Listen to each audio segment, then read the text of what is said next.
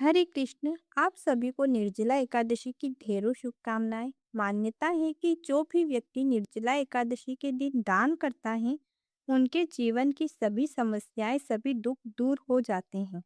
निर्जला एकादशी के दिन दान करने से स्वर्ग लोक में स्थान प्राप्त होता है।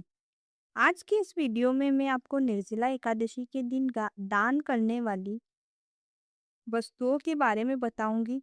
तो वीडियो को अंत तक जरूर देखें क्योंकि निर्जला एकादशी में दान का विशेष महत्व होता है। और अगर आपको यह जानकारी पसंद आए तो वीडियो को लाइक करें और चैनल को सब्सक्राइब जरूर करें। निर्जला एकादशी के दिन ठंडी वस्तुओं का दान शुभ माना जाता है। इस दिन जितना हो सके उतना ठंडी वस्तुओं का दान करना चाहिए क्योंकि निर्जला एकादशी गर्मी में आती है। और अगर आप गर्मी में ठंडी चीज़ों का दान करने में सामर्थ्य है तो किसी व्यक्ति को ठंडे मौसमी फल दान अवश्य करें। और ठंडे में आप कोल्ड ड्रिंक्स, फ्रूटी या शरबत दान करना चाहते हैं तो वह भी अच्छा रहेगा। लेकिन कुछ ठंडा दान अवश्य ही करना चाहिए। ऐसा माना जाता है कि जितना आप इस दिन दान करेंगे भगवान विष्णु उतना ही दुगना आपको देंगे।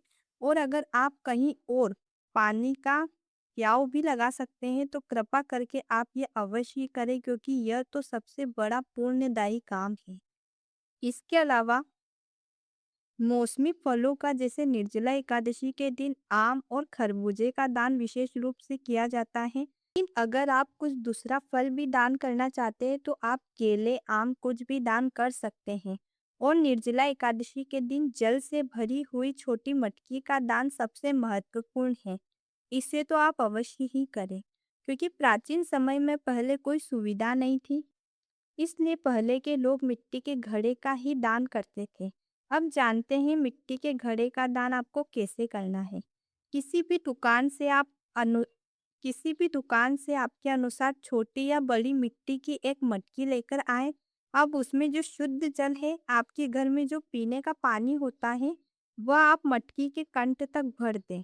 आप ब्राह्मण को या फिर मंदिर में कहीं भी कर सकते हैं, लेकिन मटकी में जो पानी है वह आप अपने घर से ही भर के ले जाएं। अब मटकी के अंदर जो पानी भरा हुआ है उसके अंदर आपको तुलसी के पत्ते डालने हैं।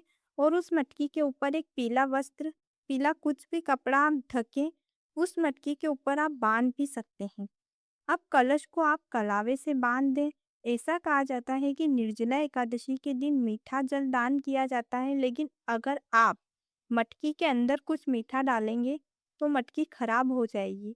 इसलिए बस एक कटोरी में ही हम कुछ मीठा रखेंगे। भगवान विष्णु की पूजा में अगर हो सके तो पीली वस्तुओं का उपयोग ज़्यादा करना चाहिए। पीले कलर के वस्त्र को मटकी से बांधकर उसके ऊपर कटोरी में कुछ मीठा भी आपको रखना है, जैसे शक्कर रख सकते हैं या मिश्री या फिर आप गुड़ भी रख सकते हैं। अब उसके ऊपर आप कोई भी मौसमी फल रखें, विशेष करके खरबूजा रखा जाता है। लेकिन अगर आप आम रखना चाहते हैं तो कोई दिक्कत नहीं है क्योंकि दोनों ही पीले फल हैं। आप ऊपर कुछ भी दान दक्षिणा अवश्य रखें। यह दान आप एकादशी के दिन भी कर सकते हैं। और अगर उस दिन नहीं तो द्वादशी के दिन पारण करते समय भी इस मटकी की पूजा करके आप यह दान कर सकते हैं। दान करके आप यह मटकी किसी मंदिर में दान करें या फिर आप किसी ब्राह्मण को भी दान दे सकते हैं।